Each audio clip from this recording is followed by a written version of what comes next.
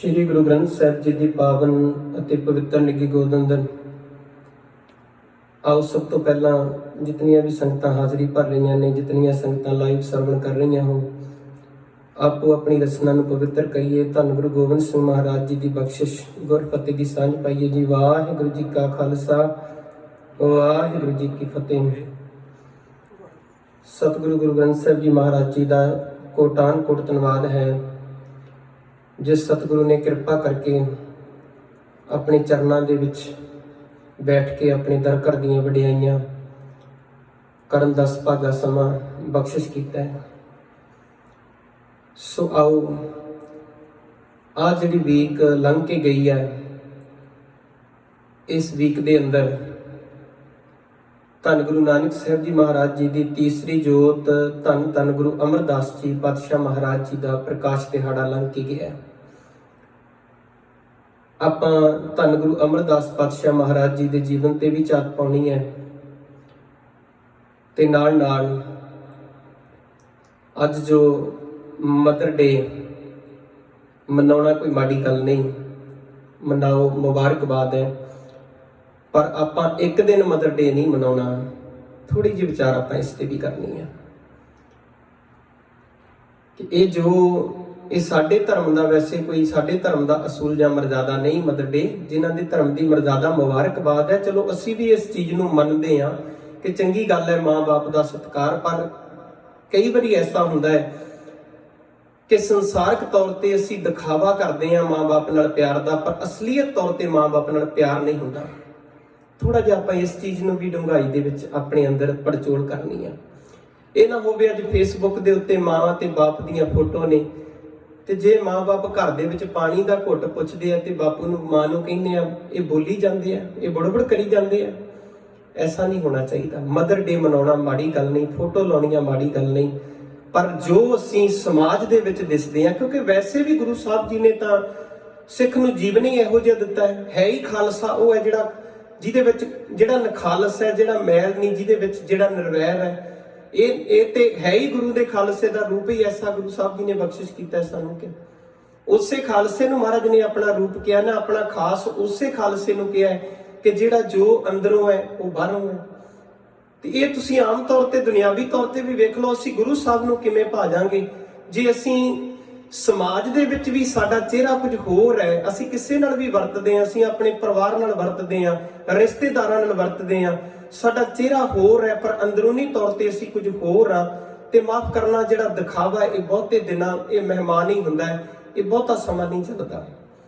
ਪਰ ਜੋ ਰਿਐਲਿਟੀ ਦੇ ਵਿੱਚ ਤੁਹਾਡਾ ਜੀਵਨ ਹੈ ਨਾ, ਇਸੇ ਲਈ ਅੱਜ ਉਹਨਾਂ ਇਸ ਤੋਂ ਪਿਛਲੀ ਵੀਕ ਸਰਦਾਰ ਹਰੀ ਸਿੰਘ ਜੀ ਨਲੂਏ ਦੀ ਸ਼ਹਾਦਤ ਸੀ। ਇਸੇ ਕਰਕੇ ਉਹਨਾਂ ਸੂਰਬੀਰਾਂ ਨੂੰ ਯਾਦ ਕਰਦੇ ਆ, ਇਸੇ ਕਰਕੇ ਮਹਾਰਾਜਾ ਰਣਜੀਤ ਸਿੰਘ ਵਰਗਿਆਂ ਦਾ ਰਾਜ ਅੱਜ ਤੱਕ ਉਹਨਾਂ ਦੇ ਰਾਜ ਦੀਆਂ ਗੱਲਾਂ ਹੁੰਦੀਆਂ ਨੇ। ਬਾਬਾ ਬੰਦਾ ਸਿੰਘ ਜੀ ਬਹਾਦਰ ਦੇ ਰਾਜ ਦੀਆਂ ਗੱਲਾਂ ਕਿਉਂ ਹੁੰਦੀਆਂ ਨੇ? ਕਿਉਂਕਿ ਜੋ ਉਹ ਮੁੱਖ ਤੋਂ ਸੀ ਉਹ ਉਹਨਾਂ ਦੇ ਜੀਵਨ ਦੇ ਅੰਦਰ ਵੀ ਸੀ, ਉਹਨਾਂ ਦੇ ਅੰਦਰ ਪ੍ਰੈਕਟੀਕਲੀ ਤੌਰ ਤੇ ਸੀ। ਜਿਹੜਾ ਵਿਖਾਵਾ ਇਹ ਨਾ ਸਮਾਜ ਦੇ ਵਿੱਚ ਬਹੁਤਾ ਸਮਾਂ ਸਥਿਰ ਹੈ ਤੇ ਨਾ ਪਰਿਵਾਰ ਦੇ ਵਿੱਚ ਹੈ। ਤੇ ਅਸੀਂ ਕਿਤੇ ਵੀ ਵਿਖਾਵਾ ਕਰਦੇ, ਵਿਖਾਵਾ ਬਹੁਤਾ ਸਮਾਂ ਨਹੀਂ, ਇਹ ਮਹਿਮਾਨ ਨਵਾਜੀ ਹੈ। ਸੋ ਆਓ ਆਪਾਂ ਸਭ ਤੋਂ ਪਹਿਲਾਂ ਗੁਰੂ ਅਮਰਦਾਸ ਪਾਤਸ਼ਾਹ ਮਹਾਰਾਜ ਜੀ ਦੇ ਜੀਵਨ ਦੀ ਝਾਤ ਪਾਈਏ, ਕਿਉਂਕਿ ਸਮਾਂ ਸੀਮਤ ਹੈ। ਗੁਰੂ ਅਮਰਦਾਸ ਜੀ ਦਾ ਜੀਵਨ ਆਰੰਭ ਆਪਾਂ ਇਸ ਵੀਕ ਕਰ ਲੈਂਦੇ ਆ, ਪਰ ਇਹਨੂੰ ਕੋਸ਼ਿਸ਼ ਕਰਾਂਗੇ ਇੱਕ ਦੋ ਵੀਕਾਂ ਲੜੀਵਾਰ ਵਿਚਾਰੀਏ। ਸਤਿਗੁਰੂ ਅਮਰਦਾਸ ਪਾਤਸ਼ਾਹ ਮਹਾਰਾਜ ਜੀ ਨੇ ਗੁਰਤਾ ਗੱਦੀ ਤੱਕ ਕਿਵੇਂ ਗੁਰੂ ਨਾਨਕ ਦੇ ਘਰ ਵਿੱਚ ਇਹ ਸਫ਼ਰ ਤੈਅ ਕੀਤਾ ਹੈ। ਕਿਉਂਕਿ ਕਹਿ ਕੇ ਤੁਰ ਜਾਣਾ, ਗੁਰੂ ਸਾਹਿਬ ਜੀ ਨੂੰ ਗੁਰਤਾ ਗੱਦੀ ਦੇ ਦਿੱਤੀ। ਮਹਾਰਾਜ ਜੀ ਨੇ ਗਾਗਰ ਢੋਈ, 12 ਸਾਲ ਗਾਗਰ ਸਿਰ ਦੇ ਉੱਪਰ ਢੋਈ ਤੇ ਉਸੇ ਗਾਗਰ ਨੇ ਬਾਬੇ ਅਮਰਦਾਸ ਨੂੰ ਉਜਾਗਰ ਕੀਤਾ ਹੈ।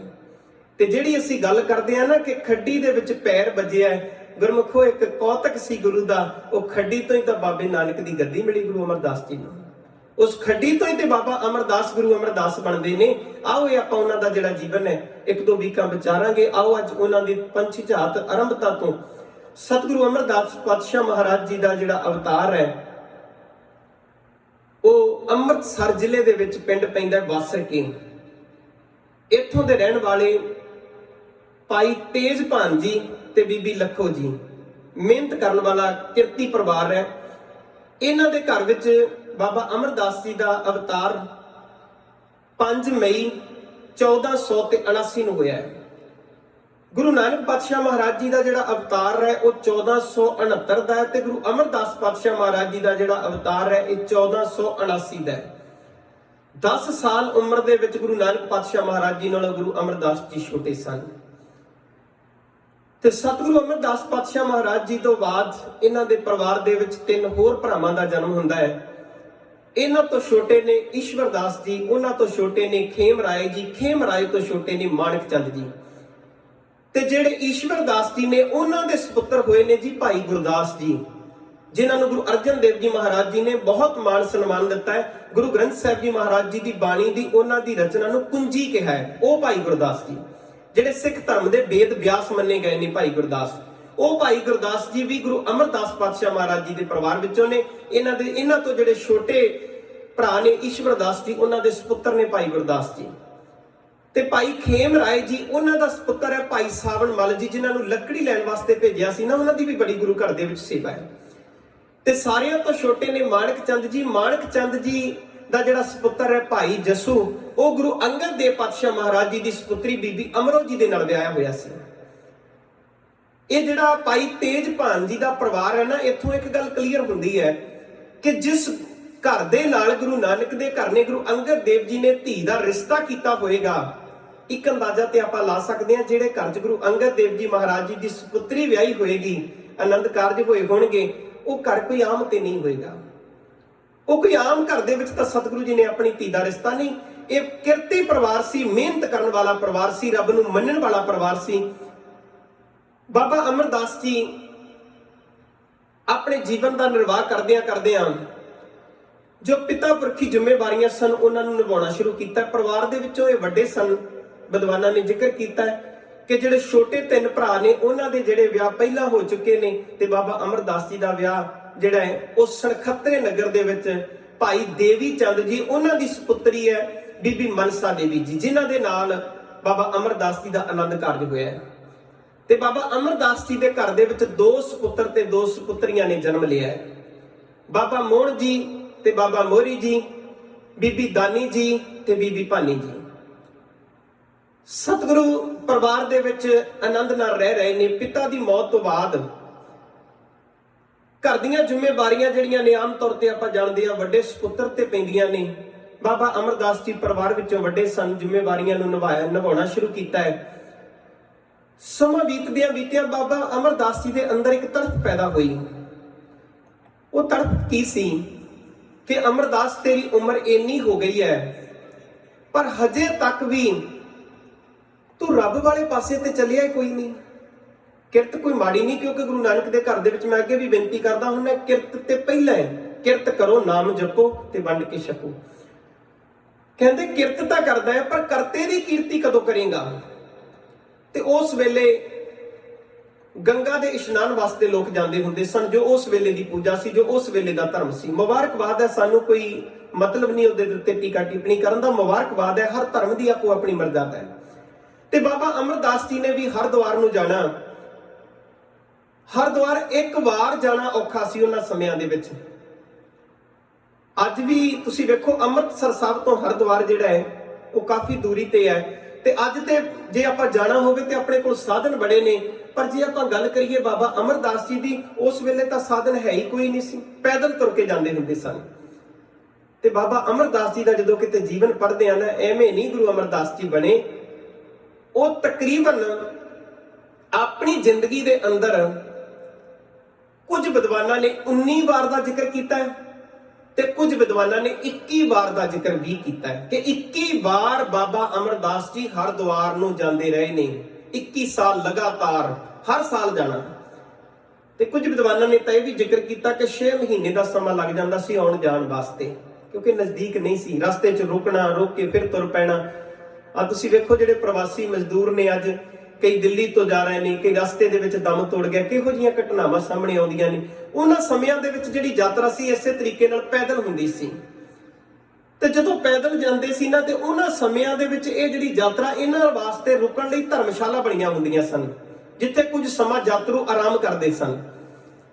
ਤੇ ਇੱਕ ਧਰਮਸ਼ਾਲਾ ਦਾ ਜ਼ਿਕਰ ਮੈਂ ਤੁਹਾਡੇ ਚਰਨਾਂ 'ਚ ਕਰ ਜਾਵਾਂ, ਜਿੱਥੋਂ ਬਾਬਾ ਅਮਰਦਾਸ ਜੀ ਨੂੰ ਬਹੁਤ ਜ਼ਿਆਦਾ ਚੋਟ, ਬਹੁਤ ਜ਼ਿਆਦਾ ਉਹਨਾਂ ਦੇ ਭਵਿੱਖ ਬਾਰੇ ਇੱਕ ਪੰਡਤ ਨੇ ਉਹਨਾਂ ਨੂੰ ਕਿਹਾ ਹੈ ਤੇ ਹੋਰ ਗੰਭੀਰ ਹੋਏ ਬਾਬਾ ਅਮਰਦਾਸ ਜੀ।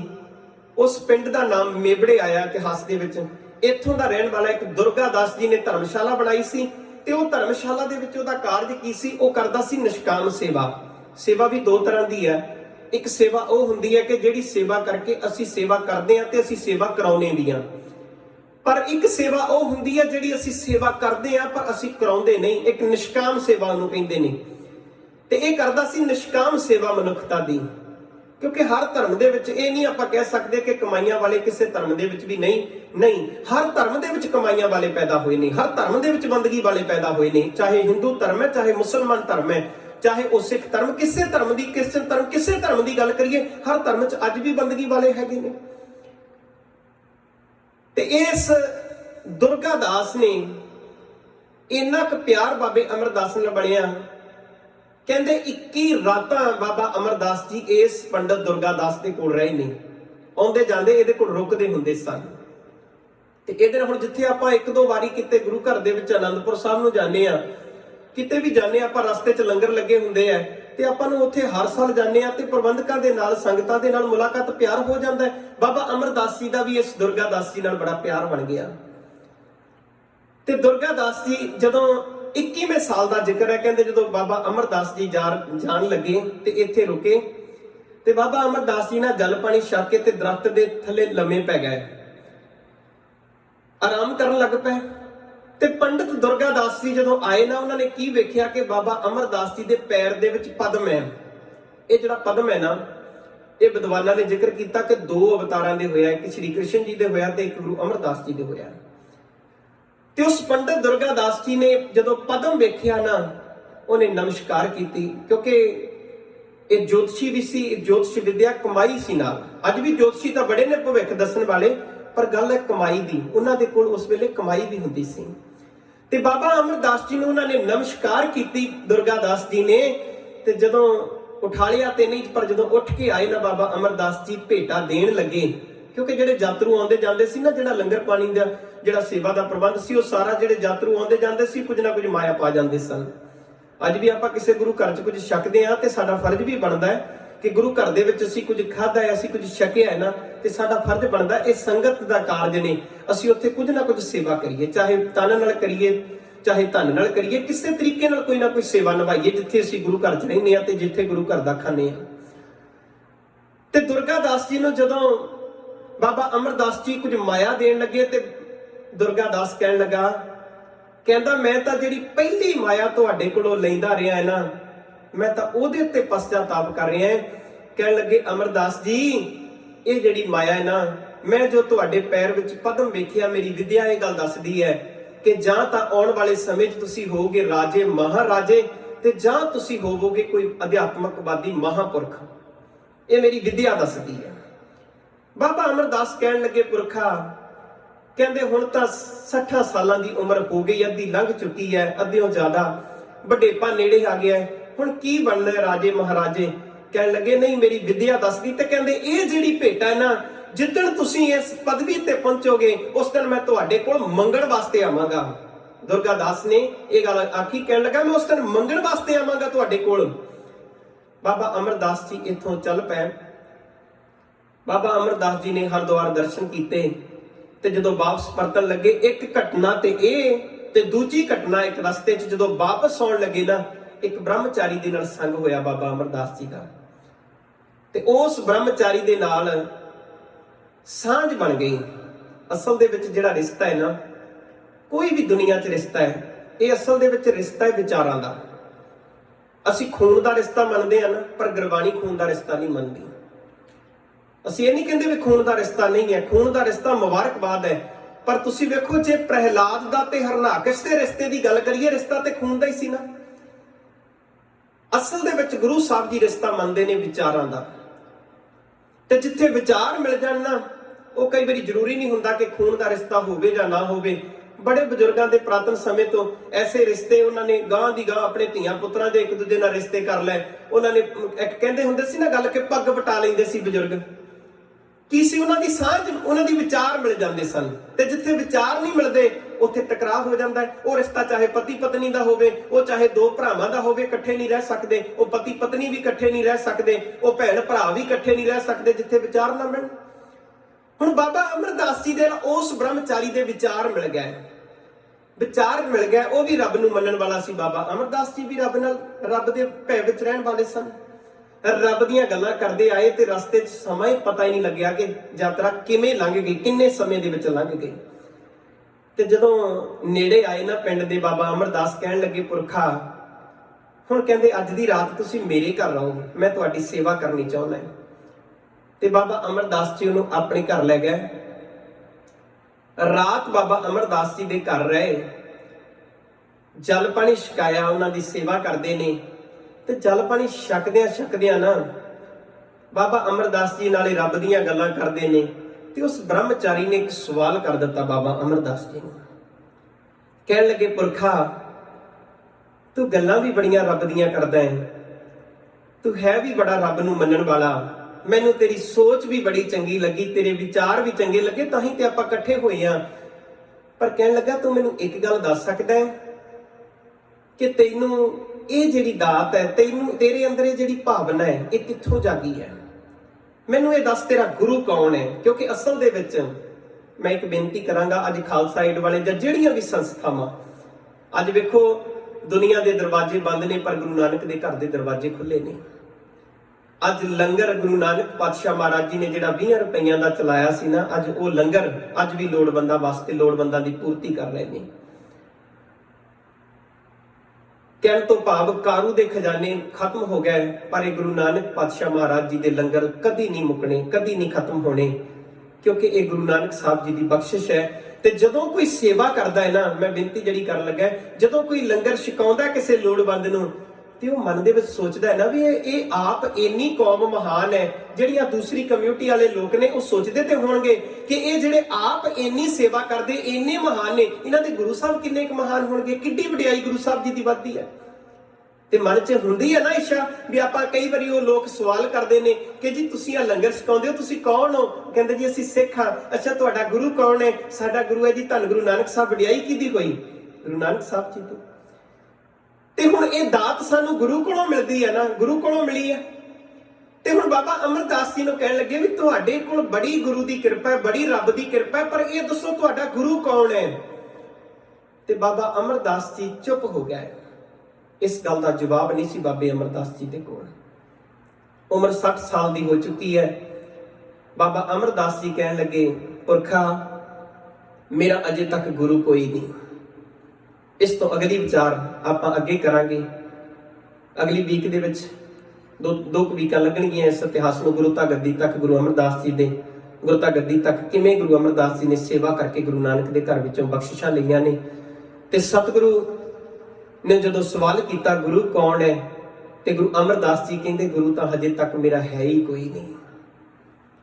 ਤੇ ਜਦੋਂ ਇੰਨੀ ਗੱਲ ਕਹੀ ਨਾ ਬਾਬੇ ਅਮਰਦਾਸ ਨੇ, ਤੇ ਬ੍ਰਹਮਚਾਰੀ ਨੇ ਬੋਲਣਾ ਬੰਦ ਕਰ ਦਿੱਤਾ। ਉਹ ਕਹਿੰਦਾ ਮੈਂ ਨਗੁਰੇ ਦਾ ਸੰਗ ਕੀਤਾ।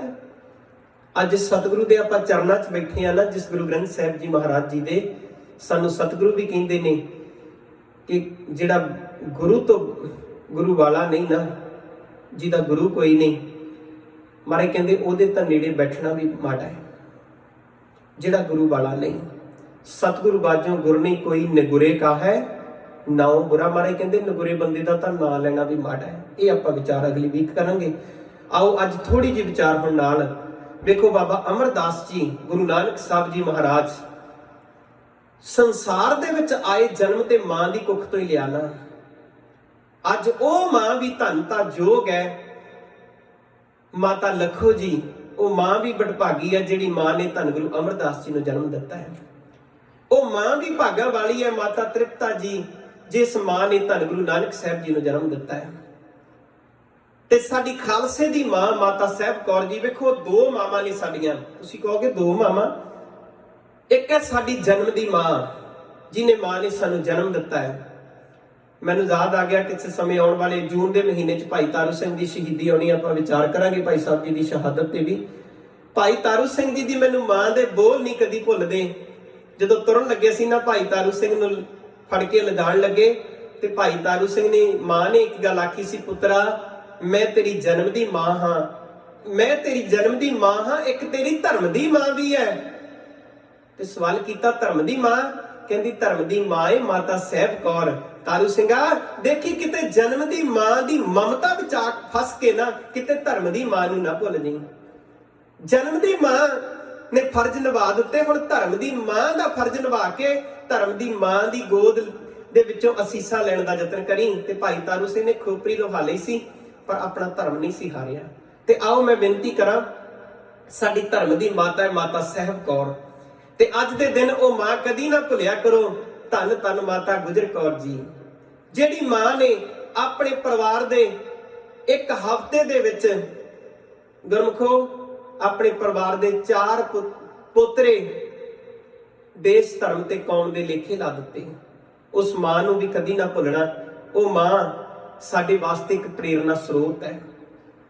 ਮੈਂ ਇਤਿਹਾਸ ਦੇ ਵਿੱਚ ਬਾਪੂ ਸੋਹਣ ਸਿੰਘ ਸੀਤਲ ਜੀ ਹੋਰਾਂ ਨੇ ਕਿਤਾਬ ਲਿਖੀ ਹੈ ਮੇਰੇ ਲੈਕਚਰ, ਉਹਦੇ ਚ ਜ਼ਿਕਰ ਕਰਦੇ ਨੇ। ਉਹ ਕਹਿੰਦੇ ਸੰਸਾਰ ਦੇ ਵਿੱਚ ਜੇ ਕੋਈ, ਆਪਾਂ ਵੈਸੇ ਮੈਂ ਸ਼ਬਦ ਵਰਤਣ ਲੱਗਾ ਪਰ ਮੇਰੀ ਮਾਂ ਵਾਸਤੇ ਉਹ ਸ਼ਬਦ ਭਾਉਂਦਾ ਨਹੀਂ ਹੈ। ਉਹ ਕਹਿੰਦੇ ਅੱਜ ਤੱਕ ਦੁਨੀਆ ਦੇ ਅੰਦਰ ਪਹਿਲੀ ਇਸਤਰੀ ਸ਼ਬਦ ਉਹ ਵਿਦਵਾਨਾਂ ਦੇ ਤਾਂ ਲਿਖਿਆ ਕਿ ਅੱਜ ਤੱਕ ਕਿਸੇ ਵੀ ਇਸਤਰੀ ਨੂੰ ਜੇਲ੍ਹ ਨਹੀਂ ਸੀ ਹੋਈ। ਪਹਿਲੀ ਵਾਰ ਜੇ ਜੇਲ੍ਹ ਦੇ ਵਿੱਚ ਰਹੇ ਤੇ ਉਹ ਮਾਤਾ ਗੁਜਰ ਕੌਰ ਜੀ ਰਹੇ, ਜਿਨ੍ਹਾਂ ਨੇ ਜੇਲ੍ਹ ਕੱਟੀ।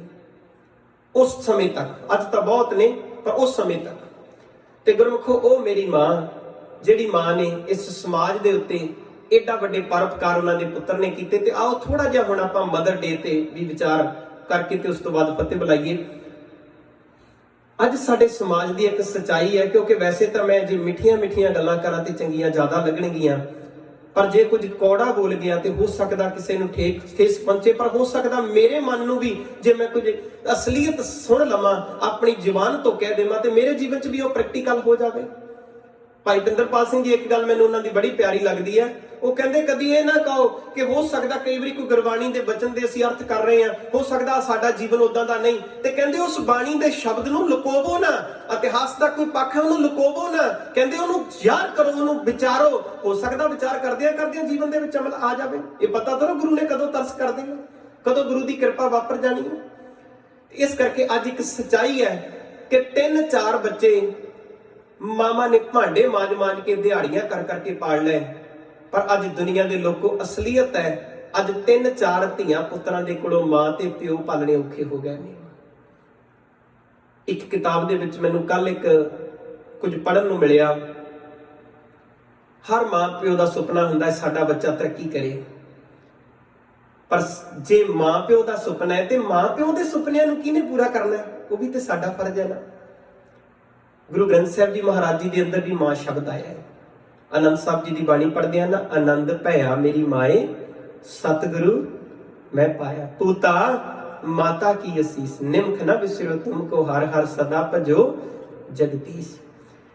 ਸ਼ਬਦ ਮਾਂ ਵਰਤ ਰਿਹਾ ਹੈ। ਮਾਂ ਨੇ ਆਪਣੇ ਬੱਚੇ ਨੂੰ ਬਹੁਤ ਮਿਹਨਤ ਕਰਕੇ, ਦਿਹਾੜੀਆਂ ਕਰ ਕਰਕੇ, ਲੋਕਾਂ ਦੇ ਭਾਂਡੇ ਮਾਂਜ ਕੇ, ਬਾਪੂ ਨੇ ਬੜੀਆਂ ਸਖਤ ਮਿਹਨਤਾਂ ਕਰ ਕਰਕੇ ਆਪਣੇ ਪੁੱਤਰ ਨੂੰ ਪੜ੍ਹਾਇਆ। ਤੇ ਪੁੱਤਰ ਨੂੰ ਪੜ੍ਹਦਿਆਂ ਵੇਖ ਕੇ ਮਾਪਿਓ ਨੂੰ ਬੜਾ ਚਾਅ ਚੜ੍ਹਨਾ, ਬੜੀ ਖੁਸ਼ੀ ਹੋਣੀ ਕਿ ਸਾਡਾ ਬੱਚਾ ਪੜ੍ਹਦਾ ਹੈ। ਆਪਣੇ ਦੁੱਖ ਸਾਰੇ ਭੁੱਲ ਜਾਣੇ ਜਦੋਂ ਬੱਚੇ ਦਾ ਰਿਜ਼ਲਟ ਆਉਣਾ ਸਾਲ ਬਾਅਦ, ਬੜੇ ਖੁਸ਼ ਹੋਣਾ। ਤੇ ਇੱਕ ਦਿਨ ਉਹ ਬੱਚਾ ਉੱਚੇ ਅਹੁਦੇ ਤੇ ਪਹੁੰਚ ਗਿਆ, ਨੌਕਰੀ ਲੱਗ ਗਿਆ। ਤੇ ਜਦੋਂ ਨੌਕਰੀ ਲੱਗ ਗਿਆ ਨਾ, ਤੇ ਉਹ ਪੁੱਤਰ ਕਹਿਣ ਲੱਗਾ, ਮਾਂ ਮੇਰੀ ਜੌਬ ਸ਼ਹਿਰ ਦੇ ਵਿੱਚ ਹੈ ਤੇ ਆਪਾਂ ਰਹਿੰਦੇ ਪਿੰਡ ਵਿੱਚ ਆ। ਮਾਂ ਕਿਉਂ ਨਾ ਹੋਵੇ ਕੱਲ ਨੂੰ ਤੁਸੀਂ ਮੇਰਾ ਵਿਆਹ ਵੀ ਕਰ ਦੇਣਾ, ਤੇ ਕਿਉਂ ਨਾ ਹੋਵੇ ਮੈਨੂੰ ਆਉਣਾ ਜਾਣਾ ਔਖਾ ਹੁੰਦਾ ਹੈ ਤੇ ਮੈਂ ਕੋਠੀ ਸ਼ਹਿਰ ਨਾ ਪਾ ਲਵਾਂ। ਸਮਾਂ ਲੰਘਦਾ ਗਿਆ, ਕਮਾਈ ਕੀਤੀ। ਕਹਿਣ ਲੱਗੀ, ਪੁੱਤਰ ਹੁਣ ਤੂੰ ਕਮਾਉਣ ਵਾਲਾ ਹੈ, ਤੂੰ ਕਮਾਉਣਾ ਹੈ, ਤੂੰ ਕਰ ਸਕਦਾ ਹੈ ਸਭ ਕੁਝ। ਪੁੱਤਰ ਨੇ ਕੋਠੀ ਸ਼ਹਿਰ ਪਾ ਲਈ, ਵਿਆਹ ਕਰ ਦਿੱਤਾ। ਪਰ ਯਾਦ ਰੱਖਿਓ, ਕਦੀ ਮਾਵਾਂ ਲਈ ਪੁੱਤਰ ਹੀ ਹੁੰਦੇ ਨੇ। ਮੈਨੂੰ ਬਾਦਸ਼ਾਹ ਅਕਬਰ ਦੀ ਗੱਲ ਯਾਦ ਆ ਗਈ। ਕਹਿੰਦੇ ਜਦੋਂ ਮਾਂ ਮਰੀ ਨਾ ਅਕਬਰ ਦੀ, ਤੇ ਅਕਬਰ ਦਾ ਰੋਣਾ ਬੰਦ ਨਾ ਹੋਵੇ। ਉਹ ਕਿਸੇ ਨੇ ਕਿਹਾ, ਕਹਿਣ ਲੱਗੇ ਕਿਹੜੇ ਖਜ਼ਾਨੇ ਦੀਆਂ ਚਾਬੀਆਂ ਮਾਂ ਲੈ ਗਈ ਜਿਹੜਾ ਇੰਨਾ ਰੋਣਾ, ਇੰਨਾ ਵੈਰਾਗ? ਉਹ ਕਹਿਣ ਲੱਗਾ ਜੇ ਚਾਬੀਆਂ ਦੀ ਗੱਲ ਹੁੰਦੀ ਤੇ ਜਿੰਦੇ ਤੋੜ ਦਿੰਦਾ। ਉਹ ਕਹਿੰਦਾ ਇਹੋ ਜੀ ਚਾਬੀ ਮਾਂ ਲੈ ਗਈ, ਇਹੋ ਜਿਹਾ ਬੋਲ ਮਾਂ ਨਾਲ ਲੈ ਗਈ ਹੈ ਜਿਹੜੇ ਬੋਲ ਮੁੜ ਕੇ ਜੀਵਨ ਦੇ ਵਿੱਚ ਸੁਣਨ ਨੂੰ ਕੰਨ ਤਰਸਦੇ ਰਹਿਣਗੇ। ਉਹ ਬੋਲ ਮੁੜ ਕੇ ਸੁਣਨ ਨੂੰ ਮਿਲਣੇ ਨਹੀਂ। ਉਹ ਬੋਲ ਕੀ ਨੇ? ਕਹਿਣ ਲੱਗੇ ਬਾਦਸ਼ਾਹ ਅਕਬਰ ਕਹਿਣ ਵਾਲੇ ਬੜੇ ਨੇ, ਪਰ ਕਹਿੰਦੇ ਜਦੋਂ ਮਾਂ ਓਏ ਅੱਕੂ ਕਹਿ ਕੇ ਆਵਾਜ਼ ਮਾਰਦੀ ਹੁੰਦੀ ਸੀ, ਉਹ ਓਏ ਅੱਕੂ ਵਾਲਾ ਜਿਹੜਾ ਲਫ਼ਜ਼ ਹੈ ਨਾ, ਉਹ ਮੇਰੀ ਮਾਂ ਨਾਲ ਲੈ ਗਈ। ਮੈਂ ਉਹ ਬੋਲ ਨੂੰ ਰੋਣਾ ਕਿ ਉਹ ਬੋਲ ਅੱਜ ਤੋਂ ਬਾਅਦ ਕੰਨ ਵਿੱਚ ਨਹੀਂ ਪੈਣਾ। ਇਸ ਮਾਂ ਨੇ ਪੁੱਤਰ ਨੂੰ ਤਰੱਕੀ ਕਰਦਿਆਂ ਵੇਖਿਆ ਹੈ। ਪੁੱਤ ਦੇ ਬੱਚੇ ਹੋ ਗਏ, ਪੁੱਤ ਸ਼ਹਿਰ ਰਹਿਣ ਲੱਗ ਪਿਆ, ਮਾਂ ਪਿਓ ਪਿੰਡ ਰਹਿੰਦੇ ਨੇ। ਤੇ ਜਦੋਂ ਪਿੰਡ ਰਹਿੰਦਿਆਂ ਇੱਕ ਦਿਨ ਮਾਂ ਨੂੰ ਨਹੀਂ ਭੁੱਲਿਆ। ਮਾਂ ਇੱਕ ਦਿਨ ਕਹਿੰਦੀ ਆਪਣੇ ਉਹਦੇ ਪਿਤਾ ਨੂੰ, ਕਹਿਣ ਲੱਗੀ ਮੈਂ ਕੁਝ ਬਣਾ ਦੇਵਾਂ ਪੁੱਤਰ ਨੂੰ, ਦੇ ਆਓ ਸ਼ਹਿਰ ਦੇ ਵਿੱਚ, ਉੱਥੇ ਕਈ ਚੀਜ਼ਾਂ ਨਹੀਂ ਮਿਲਦੀਆਂ, ਮੈਂ ਇੱਥੇ ਕੁਝ ਬਣਾ ਦਿੰਨੀ ਆ, ਤੁਸੀਂ ਦੇ ਆਇਓ। ਤੇ ਕੁਝ ਬਣਾ ਕੇ ਦਿੱਤਾ ਰਸਤ ਪਾਣੀ, ਤੇ ਉਹ ਬਾਪੂ ਨਾ ਸ਼ਹਿਰ ਦੇਣ ਵਾਸਤੇ ਗਿਆ। ਤੇ ਜਦੋਂ ਕੋਠੀ ਪੁੱਛ ਕੇ ਪਹੁੰਚ ਗਿਆ, ਬਾਪੂ ਅੰਦਰ ਬੈਠਾ ਹੈ। ਮੈਂ ਆਪਣੀ ਜਦੋਂ ਇਹ ਅਸਲੀਅਤ ਉਹਨਾਂ ਦੇ ਜੀਵਨ ਦੀ ਇਹ ਕਹਾਣੀ ਪੜ੍ਹੀ ਤੇ ਮੈਨੂੰ ਆਪਣੇ ਆਪ ਨੂੰ ਵੀ ਝੰਜੋੜਾ ਲੱਗਾ ਕਿ ਮਨਾ ਅਸੀਂ ਸਾਡੇ ਮਾਪਿਓ ਨੇ ਇੰਨਾ ਪਿਆਰ ਦੇ ਨਾਲ ਸਾਨੂੰ ਇੱਥੇ ਤੱਕ ਪਹੁੰਚਾਇਆ। ਅੱਜ ਜੇ ਅਸੀਂ ਫੈਕਟਰੀਆਂ ਦੇ ਮਾਲਕ ਬਣ ਗਏ, ਅੱਜ ਜੇ ਅਸੀਂ ਕੁਰਸੀਆਂ ਤੇ ਬੈਠ ਗਏ, ਅੱਜ ਜੇ ਸਾਨੂੰ ਅਹੁਦੇ ਮਿਲ ਗਏ, ਤੇ ਕੀ ਉਹ ਮਾਪਿਓ ਭੁੱਲ ਗਏ ਜਿਨ੍ਹਾਂ ਮਾਪਿਓ ਨੇ ਦਿਹਾੜੀਆਂ ਕਰ ਕਰਕੇ ਸਾਨੂੰ ਇੱਥੇ ਤੱਕ ਪਹੁੰਚਾਇਆ? ਜੇ ਉਹ ਬਾਪੂ ਦਿਹਾੜੀਆਂ ਨਾ ਕਰਦਾ ਤੇ ਅੱਜ ਇੱਥੇ ਨਾ ਹੁੰਦੇ, ਨਾ ਪਹੁੰਚਦੇ। ਉਹਨਾਂ ਨੂੰ ਯਾਦ ਰੱਖੀਏ, ਉਹਨਾਂ ਦੀ ਕਦਰ ਕਰੀਏ। ਜਿਹੜੇ ਕਦਰ ਕਰਦੇ ਨੇ ਮੁਬਾਰਕਬਾਦ ਹੈ। ਕਹਿਣ ਲੱਗੇ ਬਾਪੂ ਨੇ ਉਹਨੂੰ ਰਾਸ਼ਨ ਪਾਣੀ ਦਿੱਤਾ ਤੇ ਬਾਪੂ ਨੂੰ ਕਹਿੰਦਾ ਜਾ ਕੇ ਬਾਪੂ ਜੀ ਤੁਸੀਂ ਅੰਦਰ ਕਮਰੇ 'ਚ ਬੈਠ ਜਾਓ। ਇੰਨੇ ਚਿਰ ਨੂੰ ਕੋਈ ਮਿਲਣ ਵਾਸਤੇ ਆਏ ਤੇ ਬਾਹਰ ਪਾਰਕ ਦੇ ਵਿੱਚ ਬੈਠਾ ਗੱਲਾਂ ਕਰਦਾ ਹੈ। ਤੇ ਉਹ ਪਾਰਕ ਵਿੱਚ ਬੈਠਾ ਕੋਈ ਸੱਜਣ ਜਿਹੜਾ ਬੈਠਾ ਪੁੱਛਦਾ ਹੈ ਨਾ, ਉਹ ਕਹਿਣ ਲੱਗਾ ਕੋਈ ਅੱਜ ਪ੍ਰਾਹੁਣਾ ਆਇਆ ਘਰ ਦੇ ਵਿੱਚ। ਬਾਪੂ ਨੂੰ ਕਹਿੰਦਾ ਤੁਸੀਂ ਅੰਦਰ ਚਲੇ ਜਾਓ। ਤੇ ਉਹ ਆਇਆ ਮਹਿਮਾਨ ਪੁੱਛਦਾ ਹੈ, ਕਹਿੰਦਾ ਕੋਈ ਪ੍ਰਾਹੁਣਾ ਆਇਆ ਘਰ ਦੇ ਵਿੱਚ? ਤੇ ਅੱਗੋਂ ਪੁੱਤ ਪਤਾ ਕੀ ਕਹਿੰਦਾ ਹੈ? ਕਹਿੰਦਾ ਹਾਂ ਬੇਬੇ ਨੇ ਕੁਝ ਸਮਾਨ ਭੇਜਿਆ, ਪਿੰਡੋਂ ਨੌਕਰ ਆਇਆ ਹੈ। ਤੇ ਬਾਪੂ ਨੂੰ ਵੀ ਅੰਦਰ ਬੈਠੇ ਨੂੰ ਗੱਲ ਸੁਣ ਗਈ। ਜਿਹੜੀ ਭਾਵਨਾ ਤੇ ਜਿਹੜੇ ਚਾਅ ਦੇ ਨਾਲ ਆਇਆ ਸੀ ਨਾ, ਅੱਜ ਉਹ ਜਿਹੜਾ ਚਾਅ ਸੀ ਉਹ ਮੁੱਕ ਗਿਆ, ਖਤਮ ਹੋ ਗਿਆ। ਮਨ ਬੜਾ ਉਦਾਸ ਹੋਇਆ। ਉਹ ਮਿਲ ਕੇ ਚਲਿਆ ਗਿਆ। ਤੇ ਜਦੋਂ ਅੰਦਰ ਆਇਆ ਨਾ ਤੇ ਬਾਪੂ ਨਾਲੇ ਅੱਖਾਂ ਪੂੰਝਦਾ ਕਹਿਣ ਲੱਗਾ ਬਾਪੂ ਜੀ ਗੱਲ ਕੀ ਹੋਈ, ਤੁਸੀਂ ਉਦਾਸ ਕਿਉਂ? ਕਹਿਣ ਲੱਗਾ ਪੁੱਤਰ ਬਸ ਅੱਜ ਪਹਿਲੀ ਵਾਰ ਤੇਰੀ ਕੋਠੀ ਵਿੱਚ ਆਇਆ ਤੇ ਲਾਸਟ ਵਾਰ ਆਇਆ, ਅੱਜ ਤੋਂ ਬਾਅਦ ਮੈਂ ਤੇਰੀ ਕੋਠੀ ਵਿੱਚ ਨਹੀਂ ਆਵਾਂਗਾ। ਕਹਿਣ ਲੱਗਾ ਬਾਪੂ ਜੀ ਐਸੀ ਕੀ ਗੱਲ ਹੋਈ? ਕਹਿਣ ਲੱਗਾ ਪੁੱਤ ਮੈਂ ਸੁਣ ਲਿਆ ਹੈ, ਮੈਂ ਵੇਖ ਲਿਆ ਹੈ। ਪੁੱਤ ਜਦੋਂ ਤੂੰ ਸਾਡੇ ਕੋਲੇ ਪਿੰਡ ਆਉਣਾ ਹੈ ਨਾ ਤੇ ਸਾਡਾ ਮਾਣ ਨਾਲ ਸਿਰ ਉੱਚਾ ਹੋ ਜਾਂਦਾ ਹੈ। ਤੇਰੀ ਮਾਂ ਤੇ ਮੈਂ ਅਸੀਂ ਦੁਨੀਆ ਨੂੰ ਦੱਸਦੇ ਆ ਉਹ ਸਾਡਾ ਪੁੱਤ ਆਫੀਸਰ ਬਣ ਗਿਆ ਹੈ, ਆ ਸਾਡਾ ਪੁੱਤ ਆਇਆ ਹੈ। ਤੇ ਕਹਿੰਦਾ ਪੁੱਤਰ ਸਾਡੇ ਤੇਰੇ ਆਉਣ ਨਾਲ ਸਾਡਾ ਮਾਣ ਵੱਧਦਾ ਹੈ, ਪਰ ਸਾਡੇ ਆਉਣ ਨਾਲ ਤੇਰਾ ਜੇ ਮਾਣ ਘਟਦਾ ਹੈ ਨਾ ਪੁੱਤਰ, ਬਸ ਮੈਂ ਨੌਕਰੀ ਸੁਣਨਾ ਸੀ, ਆਹੀ ਸੁਣਨ ਨੂੰ ਕੰਨ ਤਰਸਦੇ ਸੀ। ਕਹਿਣ ਲੱਗਾ ਪੁੱਤਰ ਅੱਜ ਤੋਂ ਬਾਅਦ ਅਸੀਂ ਤੇਰੇ ਘਰ ਨਹੀਂ ਆਵਾਂਗੇ, ਤੂੰ ਖੁਸ਼ੀਆਂ ਮਾਣ, ਤੂੰ ਆਨੰਦ 'ਚ ਰਹਿ। ਤੇ ਮਾਫ ਕਰਨਾ ਐਸੀ ਸੋਚ ਨਾ ਕਿਤੇ ਸਾਡੀ ਬਣ ਜਾਏ। ਮੈਂ ਜਿਹੜੀ ਬੇਨਤੀ ਕਰਨ ਲੱਗਾ ਕਿ ਇੱਕ ਅੱਜ ਬਹੁਤਿਆਂ ਘਰਾਂ ਦੀ ਇਹ ਕਹਾਣੀ, ਸਾਰਿਆਂ ਦੀ ਨਹੀਂ, ਬਹੁਤਿਆਂ ਘਰਾਂ ਦੀ ਐਸੀ ਕਹਾਣੀ ਹੈ ਕਿ ਮੈਂ ਨਹੀਂ ਕਹਿੰਦਾ ਕਿ ਅੱਜ ਫੇਸਬੁੱਕਾਂ ਦੇ ਉੱਤੇ ਮਾਂ-ਬਾਪ ਦਾ ਸਤਿਕਾਰ, ਦੁਨੀਆ ਨੂੰ ਦੱਸੋ ਮਦਰ ਡੇ, ਪਰ ਇਹ ਅਸੀਂ ਮਦਰ ਡੇ ਅੱਜ ਦੇ ਦਿਨ ਹੀ ਨਹੀਂ ਇਕੱਲਾ ਮਨਾਉਣਾ, ਅਸੀਂ ਰੋਜ਼ ਮਾਂ ਨੂੰ ਮਨਾਉਣਾ ਹੈ। ਇਹ ਨਹੀਂ ਵੀ ਅੱਜ ਦੇ ਦਿਨ ਅਸੀਂ ਮਾਂ ਨੂੰ ਪਕਵਾਨ ਬਣਾ ਕੇ ਖਿਲਾ ਦਿੱਤੇ ਤੇ ਰੋਜ਼ ਜੇ ਮਾਂ ਨੂੰ ਪਾਣੀ ਦੀ ਲੋੜ ਹੈ ਤੇ ਮਾਂ ਤਰਸਦੀ ਰਵੇ ਪਾਣੀ ਤੋਂ, ਬਾਪੂ ਤਰਸਦਾ ਰਵੇ ਪਾਣੀ ਤੋਂ, ਐਸਾ ਨਹੀਂ। ਕਿਉਂਕਿ ਗੁਰੂ ਨਾਨਕ ਸਾਹਿਬ ਜੀ ਮਹਾਰਾਜ ਜੀ ਨੇ ਸਾਨੂੰ ਬਾਣੀ ਦੇ ਵਿੱਚ ਵੀ, ਜੇ ਅਸੀਂ ਗੁਰੂ ਗ੍ਰੰਥ ਸਾਹਿਬ ਜੀ ਮਹਾਰਾਜ ਜੀ ਨੂੰ ਪੁੱਛੀਏ ਨਾ ਤੇ ਮਾਰੇ ਕਹਿੰਦੇ ਨੇ ਜੀਵਤ ਪਿੱਤਰ ਨਾ ਮਾਨੇ ਕੋ ਮੂਏ ਸਰਾਧ ਕਰਾਈ। ਮਾਰੇ ਕਹਿੰਦੇ ਮਰਿਆਂ ਤੋਂ ਬਾਅਦ ਸਰਾਧ ਕਰਾਉਣਾ ਹੈ, ਮਰਿਆਂ ਤੋਂ ਬਾਅਦ ਲੰਗਰ ਲਾਉਣਾ ਹੈ। ਉਹ ਜਿਉਂਦੇ ਤਾਂ ਪਾਣੀ ਤੋਂ ਤਰਸਦੇ ਮਰ ਗਏ। ਪੁੱਤਰ ਲੋਕਾਂ ਨੂੰ ਧਰਮਸ਼ਾਲਾ 'ਚ ਜਾ ਕੇ ਲੰਗਰ ਲਾਉਂਦਾ ਪਿਆ, ਮਾਂ-ਬਾਪ ਪਾਣੀ ਦੇ ਘੁੱਟ ਤੋਂ, ਪ੍ਰਸ਼ਾਦੇ ਤੋਂ ਭੁੱਖੇ ਪਿਆਸੇ ਬੈਠੇ ਨੇ। ਉਹ ਤੇ ਗਰਮ ਕੱਪੜੇ ਉਡੀਕਦੇ ਨੇ ਕੋਈ ਦੇ ਕੇ ਜਾਵੇ, ਤੇ ਪੁੱਤਰ ਧਰਮਸ਼ਾਲਾ 'ਚ ਜਾ ਕੇ ਕੰਬਲ ਵੰਡਦਾ ਪਿਆ ਹੈ। ਮਾਫ ਕਰਨਾ ਜਿਹਨੇ ਘਰ ਦੇ ਵਿੱਚ ਆਪਣੀ ਮਾਂ ਦੀ ਕਦਰ ਨਹੀਂ ਕੀਤੀ, ਬਾਪ ਦੀ ਕਦਰ ਨਹੀਂ ਕੀਤੀ।